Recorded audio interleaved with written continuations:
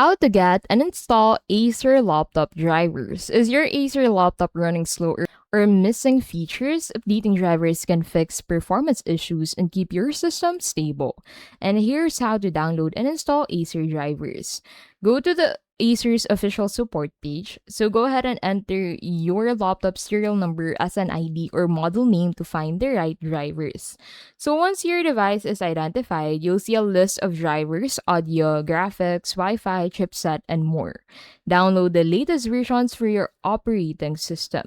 Now open the downloaded file and follow the installation prompts. Restart your laptop after each driver update to apply changes. Now check Acer support page regularly for updates. New drivers improve performance, fix bugs, and ensure compatibility with Windows 10 or 11. And that is how to get and install Acer laptop drivers.